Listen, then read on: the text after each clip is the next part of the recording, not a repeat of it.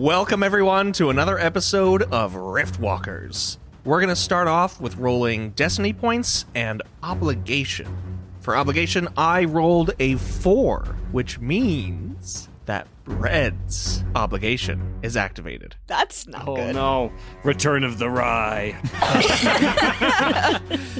Everyone will have 1 less to their strain threshold, and Bread will have 2 less to his strain threshold.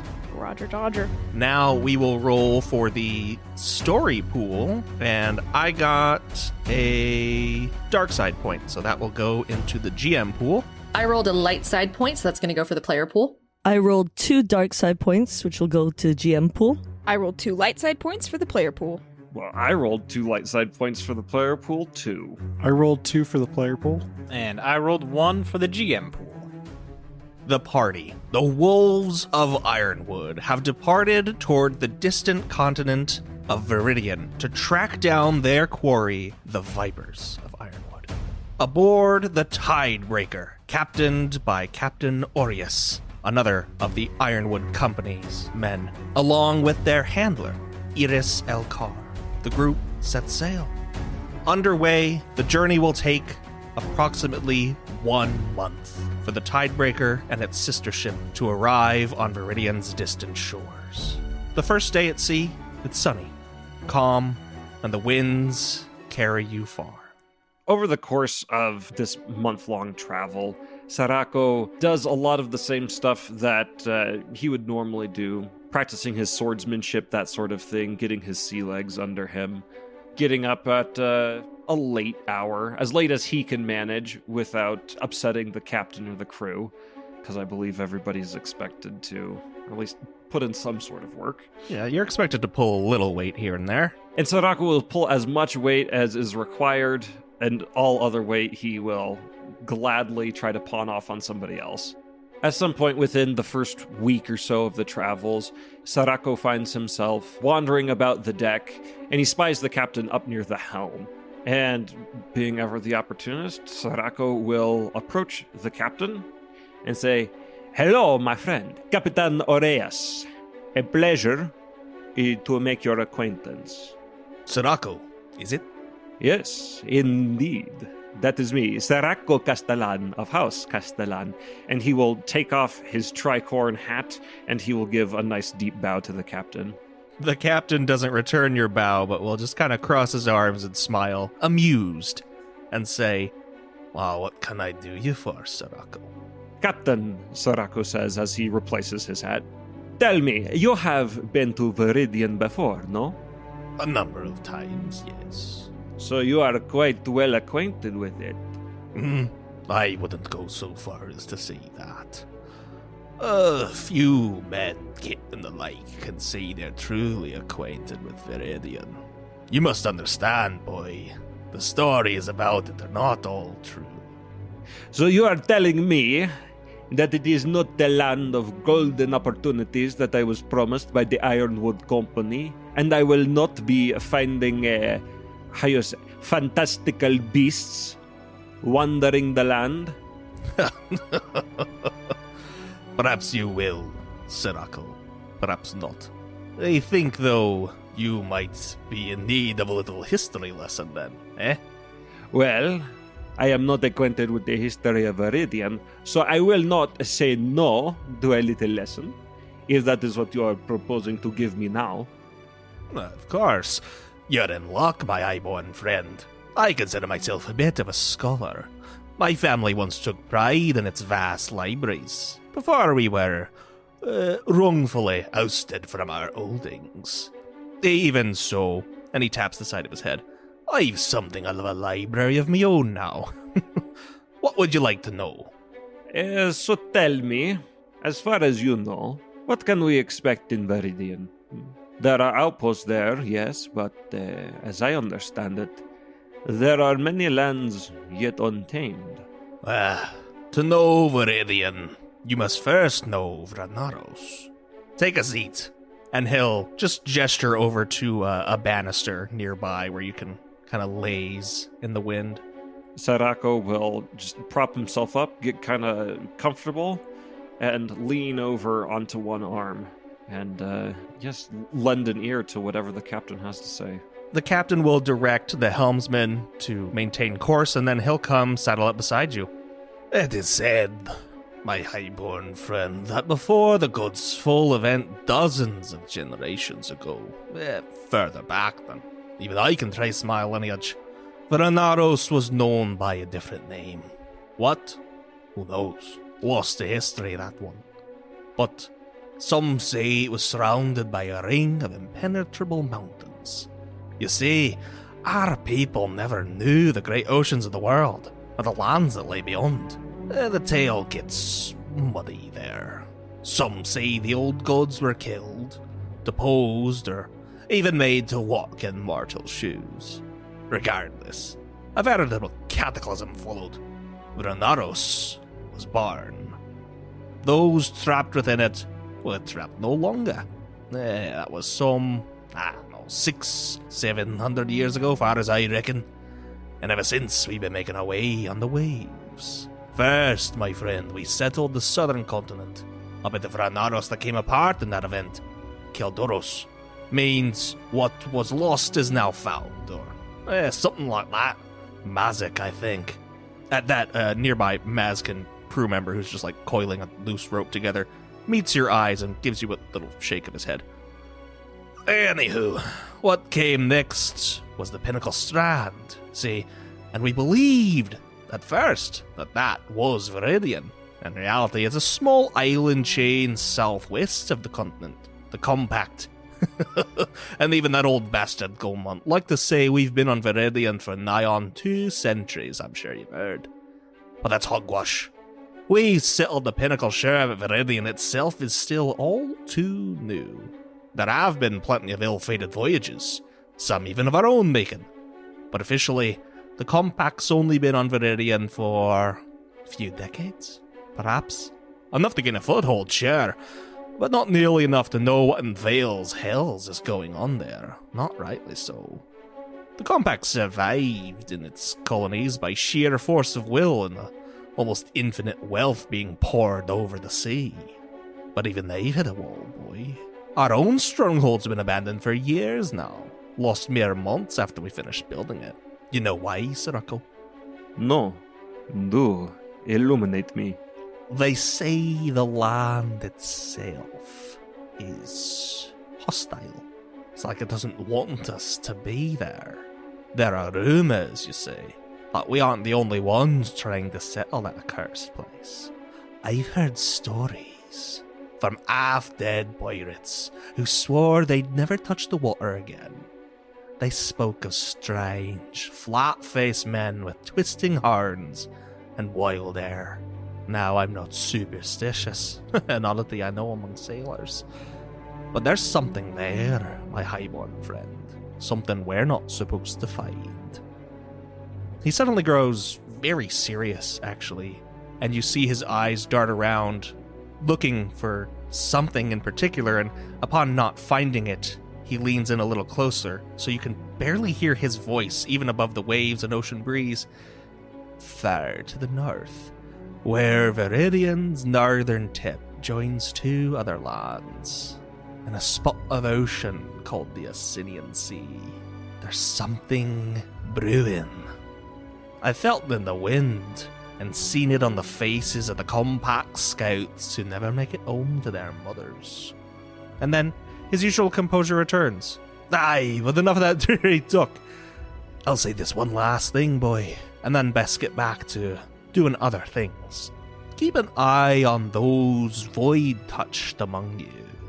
Veridian's ripe with the stuff. And at that, Sorako raises an eyebrow. Perhaps this land is even more fantastical than I thought. Thank you, Capitan, for the tale. I shall take it to heart. And with that, Sorako will hop up off of the banister that he was lounging on. And he's just going to go about the rest of his day, back to what he was doing, making himself either busy or scarce. Close to somewhere around the halfway point of this journey, Sorako will go and he will find Finn. Finn, I need your help with something. Yes. You are aware of what it is called a metronome. You know what this does? It keeps time. Yes, I need one, and you are very good at building. So, if you build me one, I will give you money. Or you build one for free because we are friends. No. I will do it for something, but not for coin. Money has little use for me there. Okay, very good. Then we do it for friendship. So no coin, you make me metronome. Consider it a favor you will owe me. Very interesting. Very good, Finn. And then let's shake on it. And Sarako will extend his hand. Finn extends a wary hand, but does grip it surely. Okay, Finn. Now that we have shake hands, it is law. Iron bound. You cannot back out, so you do not give me metronome, I give you no favor. You will have your timepiece. Okay, very good. That is it. Good day to you, Finn. I go now to do work. And Sarako will just leave out the door and disappear elsewhere on the ship. Okay, and then for the rest of the month, for anybody that cares to notice, Sarako will implement the metronome as soon as he gets it from Finn into his daily sword routine, seeming to use it to keep his movements in time and to practice the speed and the flow of his sword. In the month they are on the ship, Arnor takes into consideration of the words of Sarako that he had previously before they got Korvac, talking about how he said to give Kai a chance as well as other people. And so, in his free time, while he's not helping with the ship or attending meetings or whatever there may be, he is drawing up battle formations for the group and trying to tolerate certain members of his party more and give them a chance. Towards the end of their journey, Arnor is going to approach Iris. Hello, Iris. I have a question for you. You find Iris below deck. She's perusing some documents that she's brought along, and as you approach her and address her, she'll just look over the lip of one of these and say, "What can I do for you, Arnor?" I would like your opinion on which of the Vipers of Ironwood we should go after next. Judging from the debriefing on Korvac, I would say Ethelward would be the next best bet. The interactions of our group, especially with the newest members and the Vipers, has been very limited. Is there anything outside of the dossier that I was given on Ethelward that would be of use to our group? We do know that he stayed at our compound for a time being, not too long ago, according to intelligence. But where he went after that is anyone's guess. And perhaps he's left something there, maybe a bit of a hint, but perhaps not. It has been a while. One can only hope they got sloppy. So Ethelward, and then what of the other Vipers? I've only ever met, or really just seen, a few of them. What of them? Do you think they are all fleeing from Ironwood because of something Hector is doing? Korvac seems to believe that there are things that we are not ready to learn. But I think otherwise. I think we are able to make decisions for ourselves. Do you know what I think, Arnor? What is that? I think that's your job. Okay? Find out why they left, where they're going. If I knew, I wouldn't be here. You're right. I thought perhaps you had some insight that we didn't. Sorry for wasting your time. Nothing new. Oh, It's so brutal. oh, that's bad, Edis. Alright, ma'am. Have a good night. And Arnor will walk out. She'll give you a shooing wave, but there's some affection in it. At this point, it's pretty slow going for Arnor. He's just kind of waiting for their journey to begin.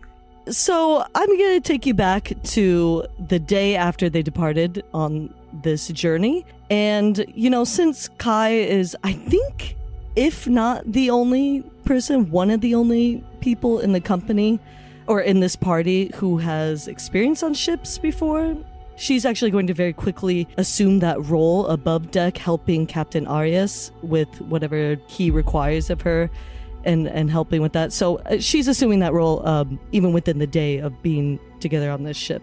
She sees Sadako come up on deck and will yell over to him in Taelic, being his native tongue, to make him a little more comfortable to have a conversation with her. And will yell over to Sadako and say, Sadako, come over here. Help me with this. I can show you the ropes. Sadako turns around and he does that thing where he points at himself and he mouths me and then he looks behind him. And then Yeah, you. Come on over here. all right, and he'll approach. And as he arrives at where Kai is, he will respond in Taelic. Lady Kai, please, how may I be of service? Here, come over here and let me show you what you could do to assist me. And so she'll start getting him going on that, and especially being the first exposure, I assume, to manning this line and everything and doing the responsibilities of that. So she'll start him there, then she'll walk a little ways away from him, but still within, so he can hear her. And she'll just start a conversation up again in Taelic and will say, So, how's your experience so far being in this company? Well, what can I say? We go together like honey and bread. Well, at least you and I, both being of such high status. High status indeed. I know, I feel like we're kindred spirits, don't you? Oh, yes indeed, but I would not go so far as to put myself on the same platform as you, for surely your status and stature is much greater than my own, being from such a humble Taelic house. Oh, please, Sadako. You're making me blush. Sadako, we're friends, right? Yes, of course. You know, Lady Kai, I will tell you this much. Everybody is my friend, but there are only so many people that I can truly relate to. And finding one such as yourself, of such refinement and beauty, you truly are a one of a kind. And you speak Taelic, no less. That is not something that you come across every day. I believe we are quite fortunate to have you in the company. No, it is not something you come across every day, is it? Well, I was just wondering, since we're friends and all, why would a friend of mine talk poorly about me? I heard you the other day. Are you sure it was me? Oh shit! I am not the only tail on this ship. Oh, I'm quite sure. I was looking you right in the eye. When was this? I do not Sadako, it seems that you have a selective memory. This was literally, let me think, yesterday that you said those nasty things about me. Care to explain why? Would you care to illuminate my mind? What exactly did I say about you? You see, I do not doubt the veracity of your accusations, but I doubt it in my heart. I don't think that I have said anything. So perhaps if you could feed my words back to me, that would help jog my memory, selective as it is. After Sadako says this, she'll look at the floor and start to chuckle to herself a little bit and will say, Sadako, you talk too much. And she'll drop whatever line she has in her hands and will turn towards you and will slowly begin walking towards you. And as she does, she'll say to you, You talk as if you're this great swordsman, but what you don't know is that my mother was the greatest Spencer in all of the Confederation, that she taught me all that she knows for the first 30 years of my life. Huh. Oh, wait! That's longer than you've been alive. So, understand when I say that I am more than qualified in a fight. Were you? Well, you're mediocre at best. And at this moment, she'll pause as she's walking towards you, look down at the ground again, and will smile to herself and continue to walk towards you and really, size you up and get up in your face. And she'll say, It would be best for you not to make an enemy out of me. And she'll look Sadako dead in the eyes as she says that, and will continue with, Okay, I like to imagine that this takes place just on the ship and everyone overhears it and we're all just standing around watching this conversation happen like 5 feet away like, oh shit. Like, I mean, we're speaking. I think that Kai would be cautious about that to make sure this is between Sadako and her. That's why also secretly that's why she's speaking in Talic, not because she actually wants him to. Yeah. This is canonically only Kai and Sirocco are present. Everyone else isn't just like standing around like. That would be so much funny though. Be behind the mast or something and be like, oh, she said what? So. With Lady Kai, like right in his face, Sarako will pause for a moment, and then a wry smile will creep across his face, and he says, I would not dream of it, Lady Kai. And with surprising deftness, he finishes tying whatever knot he was occupied with without even looking at it. Do not worry, we all have our uses, even you. Good day, my lady. And Sirocco will walk away. So, of course, this is early on in their month's journey where she and Sadako have this conversation. But the rest of the time, with the other members, she really does make an effort to be friendly with them, especially recognizing Arnor approaching her and trying to speak with her. So they've often, while she's on the ship for the remainder of the month, she's trying to keep nimble and trying to keep fit and in shape. And so when she's not helping Captain Arias, she's going to be training above deck, and which she sees Arnor sees him as somebody who's quite fit as well. So she's invited him to train with her and otherwise. But yeah, those are some of the things that she does and tries to. She realizes the error of her ways in the relationships with many of the people. So she does her best to forge friendships and relationships with the people that really she's burned bridges with, especially with Arnor. And that's the remainder of her month. For Kel, I think the first week of the voyage, Kel would very much keep to herself. I think it would depend on how much Kai and Bread are in the room because we're sharing a room. I forgot. Yeah, the three of us are roomies, so... Girl talk. Yeah, girl talk and Bread. Depending... I think depending on how much the two of them stay in the room will depend on where she is. If the two of them are often in the room or are just hanging out in there, I don't think she would be in there very much. Kel would very much find a space for herself where she can study her folder and learn everything that she can about the Viper that she's been assigned. I think that she would read it front to back as much as she could, take her own notes in her own hand, maybe some shorthand, add it to the folder in whatever way that she can gather that information. Probably about 6 or 7 days in, I think the cabin fever would start to hit because I don't think Kel has a whole lot of experience on boats. She travels a lot, but I don't think she's ever been out to sea, and I think she gets seasick. So she's often over the side of the boat throwing up if she's not in her little corner wherever she's found trying to study.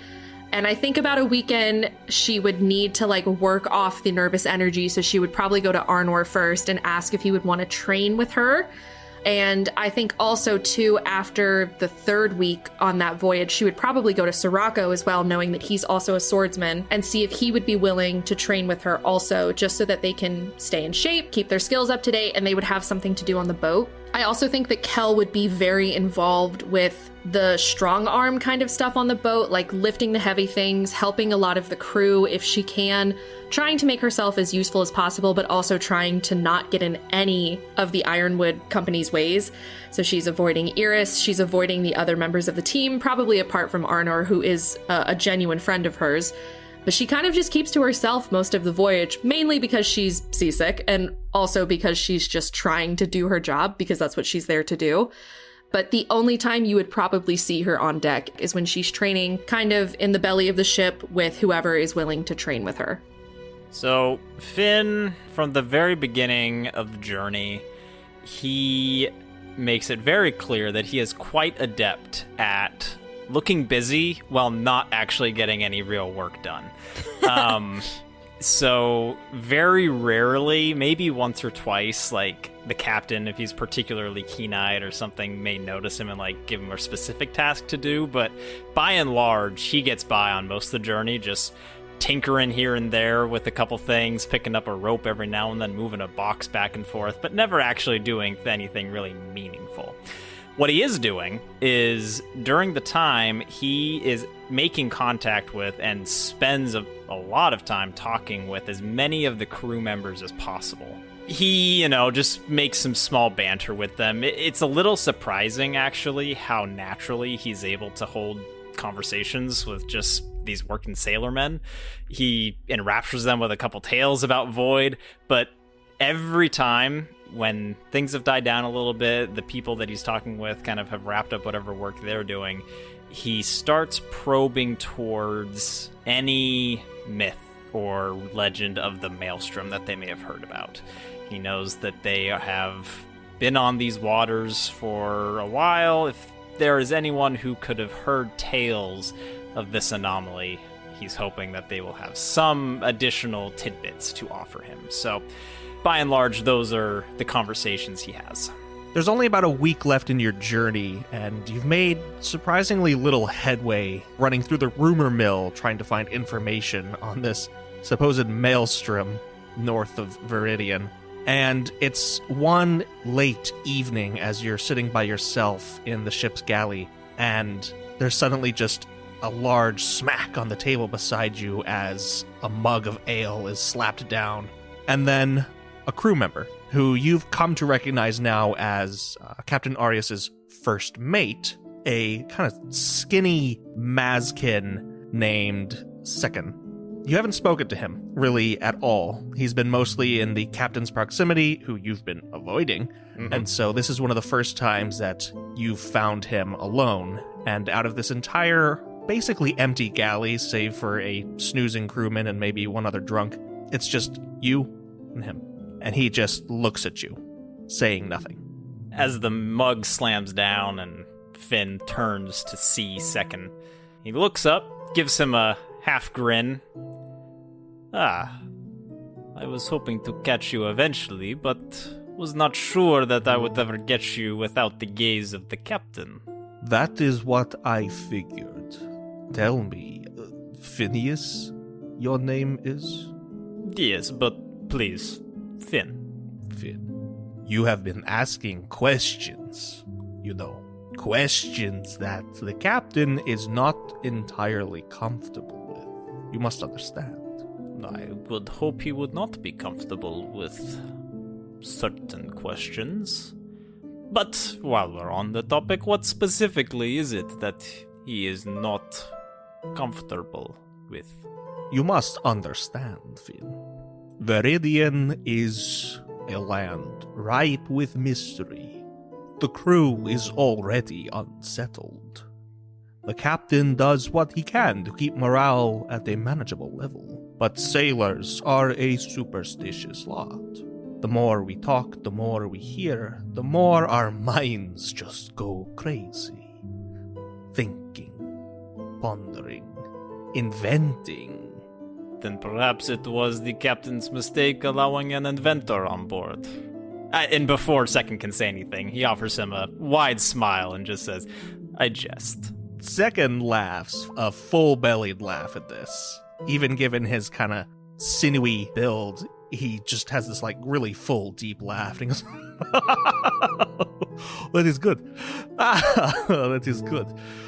But no, you know what I speak of, yes.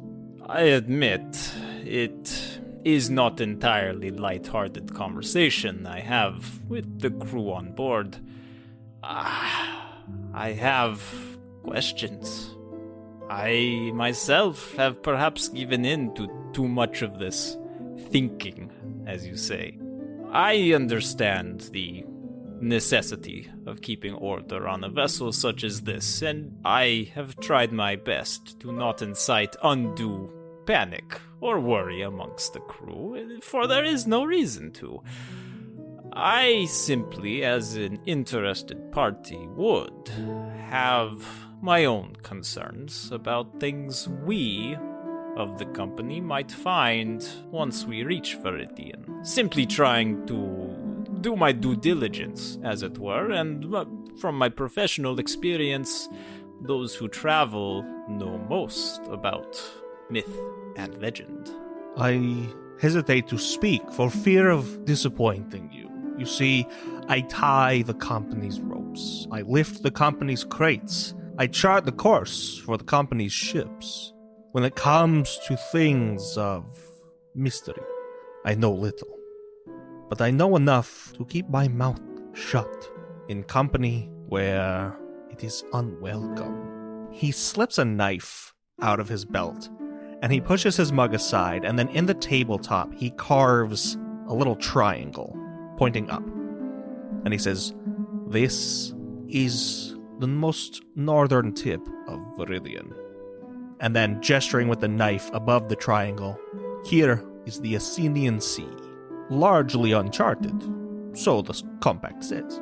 But here," and then imagine, if you will, that this triangle is in like a clock, and it's at the 6 o'clock position. He draws another triangle at the 10 o'clock position, and then a third one at the 2 o'clock position. And he says, "Here," pointing at the left one, "this we call the Forge Lands. No one has stepped foot there. Frozen wastes. Perhaps to my people it will be quite amenable. And here," he points at the right one, "is Noratolia. More rocky wastes. But here, between them all," and he puts the knife right in the middle of the three, "is some sort of loci of power. Energy, so sailors say. But when you trust the word of a sailor, who will just as easily pick your pocket before singing songs of sirens off the southern coast, you must take it all with as much salt as there is in the sea.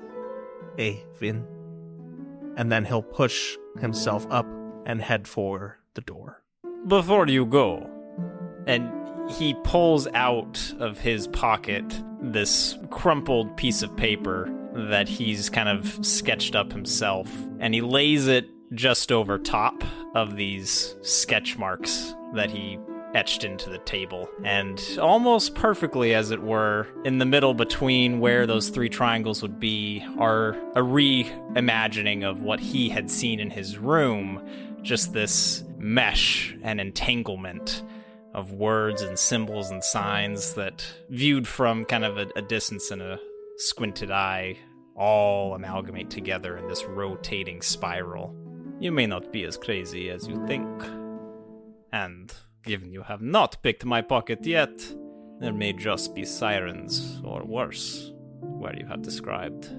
Thank you." And he gives him a nod, and he's gonna turn and kind of look back at this thing that he's laid over on the table and completely ignore anything else that's going on around him. Well, second will speak up before he leaves, and he goes, "I'll say this, Phineas. There are those, perhaps outside the company, perhaps within it, that wish all there is in that stretch of sea are sirens. Old sailors' tales. I am crazy, I'll admit, but perhaps only half as crazy as you. When speaking with those who are less crazy, mind your tongue, for your own sake." And he'll nod and turn and go. Really, for the rest of the journey, aside from casual conversation with the others, and after the conversation with Second, Finn does pull back from probing the last few of the crew that he still had on his list. He's not too curious to push the matter with anyone else. But he will spend the rest of his days just continue tinkering, building, studying this piece of paper, and otherwise keeping to himself. Maybe hours into their journey at the beginning of the month, it occurs to Brett that it would be very useful for him to be able to be a sailor should he need to be. So he is quite keen to learn from anyone who will teach him. So he is an apt student and a very quick learner. He's not, the strongest among the crew by any means, but he is good at doing what needs to be done and figuring things out as needed. He also sets himself up as like a ship's doctor, assuming that there is not one already present on board, and if there is, then he will, assist or subsume, depending on how skillful that individual is. I think he also finds plenty of opportunities to irritate and pester Iris, just because he seems to have found some weird little, like, button to push with her, and he finds that amusing. So I'm sure she's dreadfully sick of him, like, 2 days in, but he does not let up on that. He's also very receptive to Kai's attempts at friendliness, and, like, if she's willing to teach him things, he will learn from her. He is not keen to have made enemies, and he knows that he has, sort of met Kai's energy where it's at, and not been particularly friendly to her, so he'll reciprocate that. Primarily, though, he is keeping a very nervous eye on Kel, post this inoculation procedure that she underwent, like being injected with this false plague. I don't think that he really thinks that that was nothing. So he's not, like, actively seeking her out to be like, let me examine you, but he is keeping a very weather eye on her. And then maybe, like, day 3 of the horrible nausea will, like, mix up a little, like, anti-seasickness paste thing and go take it to her as she's vomiting over the side of the ship. Just sort of like, coming up next to her and offering this in a cup and just saying, how are you feeling? Like shit. I hope you don't mind me saying, but you look like shit. I don't mind because it's true. And you smell like... No, I'm just kidding. Very sympathetically passing this, paste over. Say, this should help. Kel will happily take it, whatever you give to her, and hope that the nausea goes away as quickly as it can. He will, stay quiet for a moment as this begins to work, and then say to her, have you felt anything since, the incident, for lack of a better word? That's a good question, Ryan. Have I felt anything since my near death? No. Well, seeing as it wasn't really a sickness and just something designed to emulate it, the only lasting effects are psychological. So I think Kel would take stock of herself and how she's feeling and kind of almost confused, shake her head and say, no, I feel all right, like I did before, just weird. Weird how? Exactly? Mentally? Yeah, I think so. It's just, didn't expect someone from my own company to poison me, I guess. It's a bit unexpected, but... Oh, can we really call them members of our own company anymore? Well, you hit the nail on the fucking head with that one. I don't know. I guess that's why we're out here, isn't it? 'Tis. Thank you for what you did. That's my job. I know, but as we've seen, just because it's your job doesn't mean you're going to do it correctly or do it right, so thank you, nonetheless. I appreciate your thanks. If you do feel anything at all, let me know. I mean, Hollowin's... It'll leave scars on a person, even if it's not the Hollowin proper. So, if you need to talk to somebody, I do have personal experience. I'll keep that in mind, thank you. If you need any more of that paste, let me know. I will, thank you. And if you need anything, you let me know. If I think of something, I will. Fair enough. He will nod and leave Kel to her, hopefully no longer vomiting related business. She's still weirdly pale, but like the green tint is subsiding a little bit. Yay! Fantastic. Okay.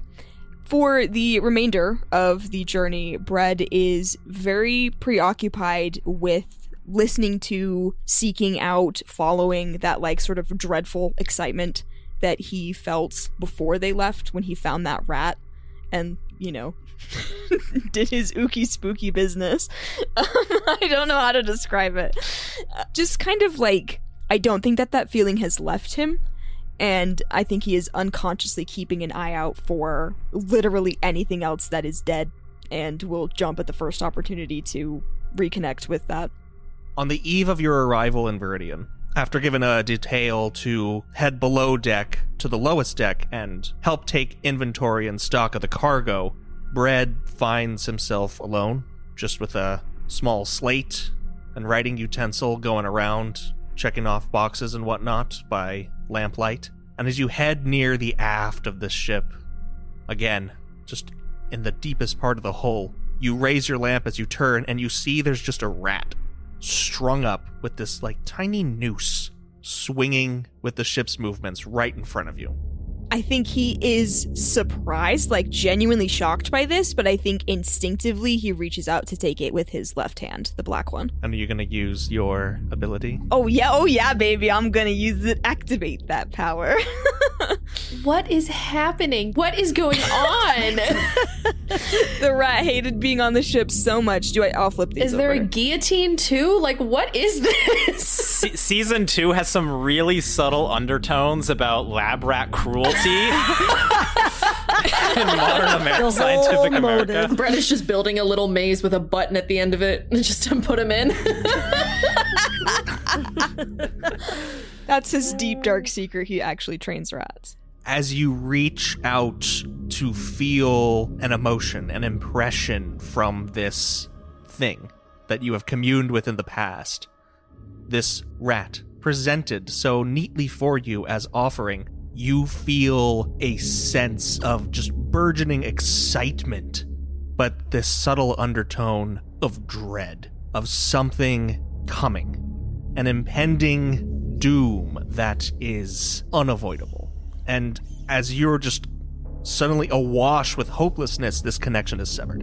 And you feel something that in all your time of communing with whatever void-born thing this is, you've never known it to know fear.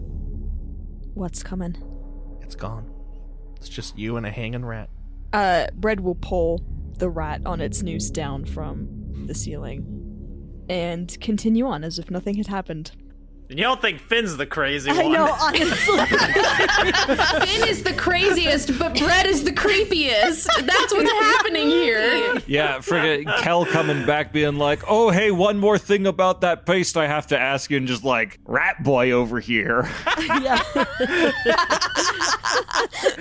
On the morning of your final day, your arrival in the Reach, as it's known, this fjord-carved valley that your ship, the Tidebreaker, and its sister ship, the Windhelm, are making for. Captain Arrayas addresses the entirety of the ship's crew, yourselves included, as you've been called up, and just, gives you a small timeline of when you should be expected to make anchor in this bay, and then describes the 3-4 mile hike to the keep that sits at the top of these cliffs and a little inland. However, as he's doing so, Bread, I would like you to roll a 4 difficulty Arcana check. Okay. You got it. I don't know if I'm skilled in Arcana at all. Probably not. And I'm going to flip a story point to make one of those purples a red. Why would you do that to me? And I'll give you a boost because of the previous night's interaction. Oh, sweet. Okay. 4 failure, 5 advantage. Whoa! Brett's looking the complete wrong way. Like nothing. Be like, everyone's like, land ho, and Brett's like, I'm not seeing it, guys. That does not inspire excitement. As the captain is speaking, your ears just begin to ring. And you are once again beset by this strange weight, this hopelessness, this existential dread. Like, why are you even here? What do you even mean? And then your eyes flit to the Windhelm, the other ship that is mooring in this bay, and you see someone waving their hands frantically above their head, and then a second later the entire ship erupts in a ball of flame, scattering blood and wood and bone.